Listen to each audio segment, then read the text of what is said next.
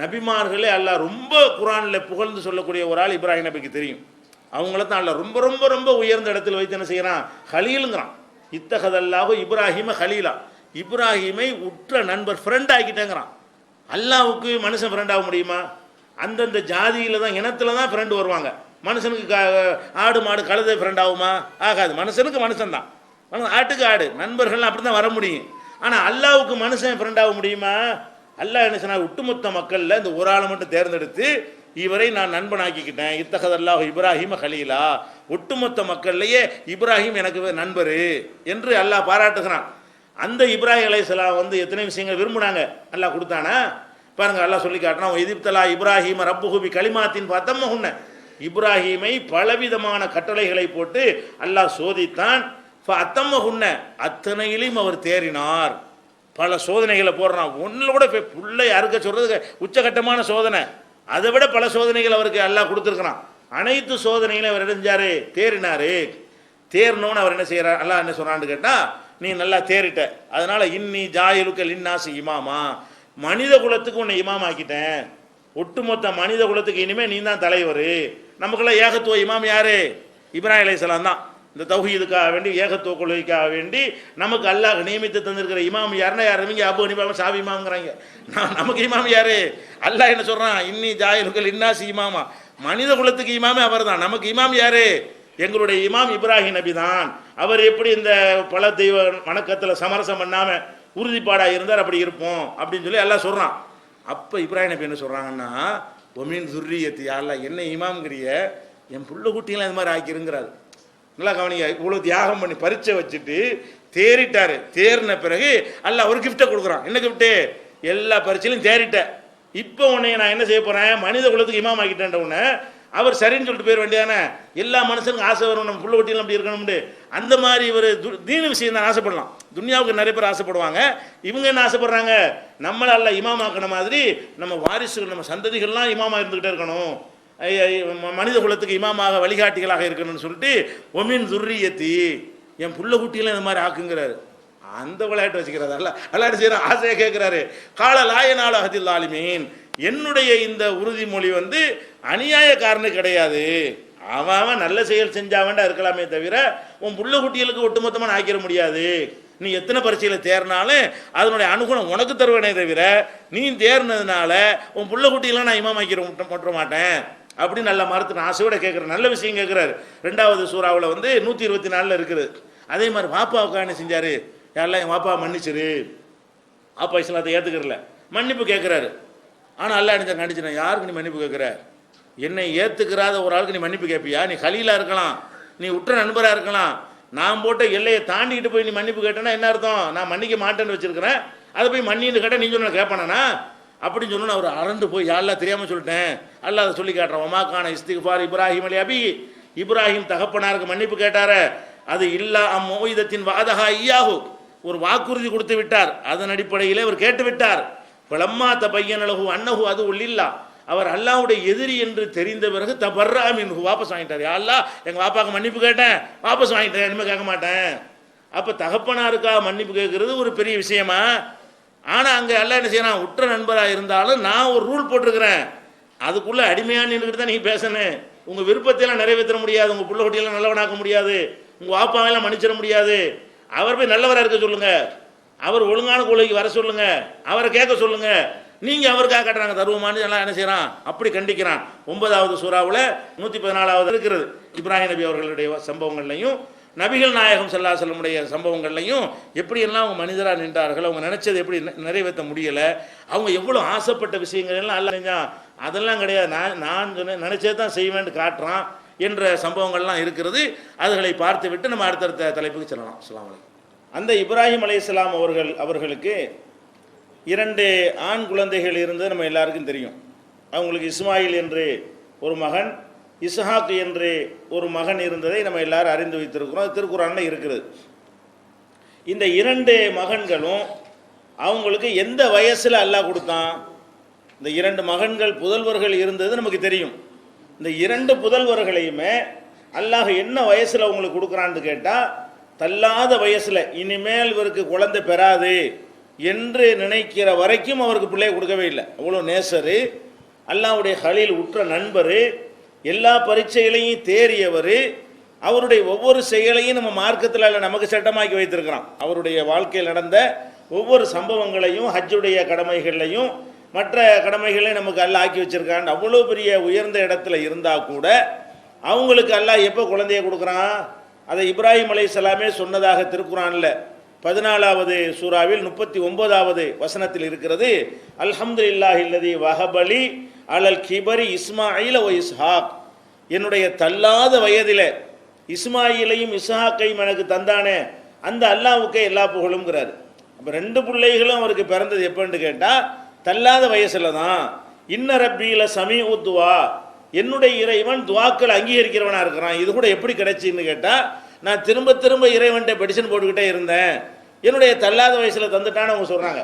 அல்லாஹ்வுக்கு நன்றியும் செலுத்துகிறாங்க. அப்போ இந்த குழந்தைகள், தனக்கு ஒரு குழந்தை வேண்டும் என்று சொன்னால் அதை உருவாக்கக்கூடிய வழங்கக்கூடிய ஆற்றல் நபிமார்களுக்கு இருந்தால் கண்டிப்பாக இப்ராஹிம் நபிக்கு இருந்திருக்கணும்.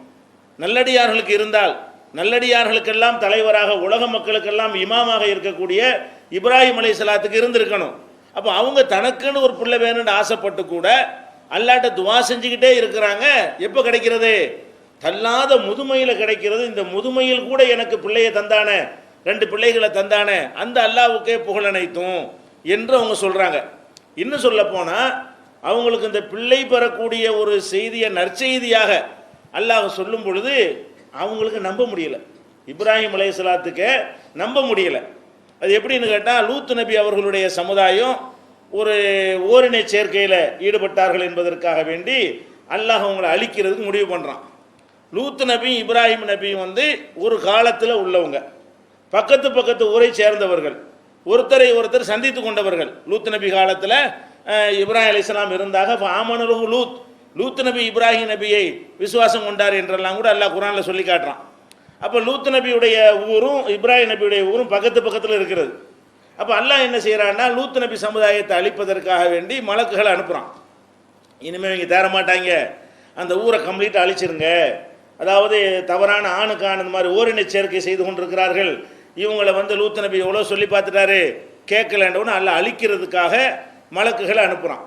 அந்த மலக்குகள் முதல்ல என்ன செய்கிறாங்கன்ட்டா, வரும்போது 2 வேலையோடு வர்றாங்க. லூத் நபி சமுதாயத்தை அழிக்கிறது ஒரு வேலை, அதோடு போகிற போக்கில் இப்ராஹிம் நபியையும் பார்த்து அவருக்கு ஒரு பிள்ளை பிறக்கிற நற்செய்தின்னு சொல்லிட்டு போங்க என்று அல்லாஹ் அனுப்பி வைக்கிறான். லூத் நபி சமுதாயத்தை அழிக்கிறதுக்கு வரக்கூடிய மலக்குகள் முதல்ல இப்ராஹிம் நபியை பார்த்து விட்டு, உங்களுக்கு ஒரு ஆம்பளை பிள்ளை பிறக்க போகுது அல்லாஹ் சொன்னான் அப்படிங்கிற செய்தியை சொல்லிட்டு, அப்புறமேல் லூத் நபியை போய் பார்த்து, உங்கள் உம்மத்தில் அழிக்க போகிறோம், ஊரை விட்டு வெளியேறுங்க என்று சொல்லி அந்த ஊரை தலைகுப்புறம் பிரட்டி அழிச்சான்னு வைங்களேன். அப்போ போய் என்ன செய்கிறாருன்னு கேட்டால், மலக்கு சொல்கிறார் இப்ராஹிம் நபியை பார்த்து, இந்த மாதிரி அழிக்கிறதுக்கு எல்லாம் அனுப்பி வச்சிருக்கிறான், அதோடு உங்களுக்கு ஒரு நற்செய்தி சொல்வதற்காக எல்லாம் அனுப்பியிருக்கிறான்னு சொல்லி உங்களுக்கு ஒரு பிள்ளை பிறக்க போகுது, இஸ்ஹாக்குங்கிற பிள்ளைக்காக சொல்கிறாங்க. இஸ்ஹாக்கு நபியை உங்களுக்கு நற்செய்தி சொல்லியிருக்கிறோம். இஸ்ஹாக்கு மாத்திரம் இல்லை, இஸ்ஹாக்குக்கு யாக்கூப்னு ஒரு பிள்ளை பிறப்பார், அதையும் இப்போ நற்செய்தி அட்வான்ஸாக சொல்கிறோன்னு பேரப்பிள்ளை வரைக்கும் எல்லாம் என்ன செய்கிறான், அவங்களுக்கு ஒரு நற்செய்தி சொல்கிறான். அப்போ அந்த நற்செய்தி மலக்குகள் சொல்லும் பொழுது அவங்க மனைவி கேட்டுட்டு இருக்காங்களா, அவங்க காதல் அது விழுது, மனித வடிவத்தில் பேசிக்கிட்டு இருக்கிறாங்க. அவங்களுக்கு நம்ப முடியலை. அந்த அம்மா என்ன சொல்கிறாங்கன்னா, காலத்து யா வைலத்தா, இது என்ன அநியாயமாக இருக்கிறது, நம்ப முடியாத கேட்ட அப்படி சொல்லுவோம்ல, அலிது வான அஜூசுன், நான் ஒரு படு கிளவியாக இருக்கிறேன், நான் புள்ள பெற போகிறேன்னா, புள்ள பெற வேண்ட நற்செய்தி சொல்கிறாங்க மலக்குகள்லாம். நான் அந்த கட்டத்தை தாண்டிட்டேன், நான் படுகிழவியாக இருக்கிறேன், படுகிழவியாக இருக்கக்கூடிய நான் புள்ள பெறுவேங்கிறாங்களே, இது எப்படி? இன்னஹாதா லஷைஉன் அஜீப், இது பெரிய ஆச்சரியமான விஷயமாவில் இருக்குது, எனக்கு புள்ள பிறக்கும்னு சொல்கிறீங்களே என்று அந்த அம்மாவுக்கு நம்ப முடியலை. இது 11 எவ்வளோ வயசுல எல்லாம் கொடுத்துருக்கான்னு பாருங்கள்.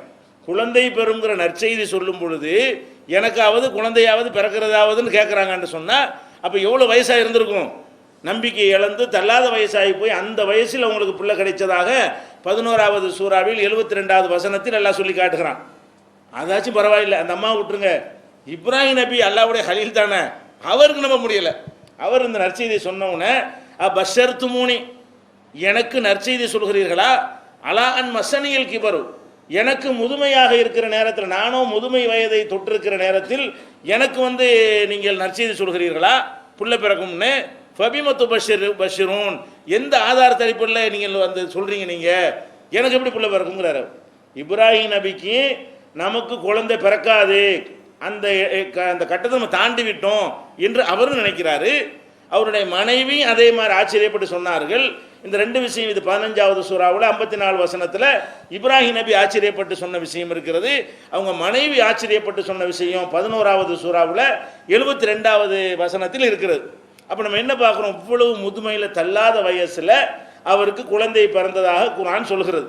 இதில் நம்ம என்ன அறிந்து கொள்கிற விஷயம் என்ன, குழந்தை உருவாக்கக்கூடிய ஆற்றல் அவுலியாக்கள் மகான்கள் பெரியார்களுக்கு இருக்குன்னு நம்புகிறாங்களே, அப்படி இருந்தால் நபிமார்களுக்கு இருக்குமா இல்லையா?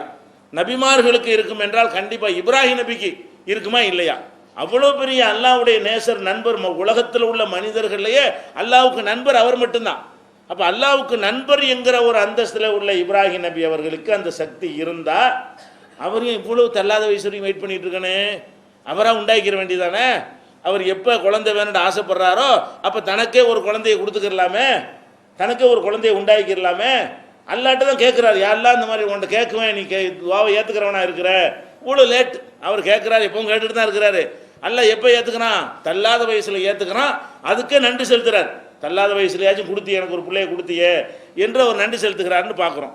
அப்போ இதெல்லாம் எதுக்கு இதை சொல்கிறோம், நபிமார்கள் மகான்கள், நம்ம மகான்களை யாரையும் அறிய முடியாது, அறிஞ்சா கூட அவங்க வந்து மனிதர்களாக தான் இருந்தாங்க. அல்லாட்ட தரஜாக்கள் கிடைக்கும், உயர்ந்த பதவியில் இருப்பாங்க என்பதற்கு தான் நல்லடியாரை தவிர அல்லாஹ்வுடைய அதிகாரத்தை பிடுங்கி அவங்கள்ட்ட கொடுக்கறதுக்கு கிடையாது. அல்லாஹ்வுடைய அதிகாரம் அல்லாஹ்வுடைய பவரையெல்லாம் பிடுங்கி அவுலியாக்கள் கையில் கொடுத்துட்டாங்கிற மாதிரி இவங்க நினச்சிட்டு இருக்கிறாங்க. அல்லாஹ்வுக்கு ஒன்றுமே இல்லாத மாதிரி ஆக்கி விட்டார்கள். அப்படி இருக்குமே, ஆனால் இப்ராஹிம் நபிக்கு இப்படி நடந்திருக்குமா? இதை இப்ராஹிம் நபியுடைய வரலாறு எதுக்கு எல்லாம் சொல்கிறான், இதெல்லாம் சிந்திக்கிறதுக்கு தான் சொல்கிறான்.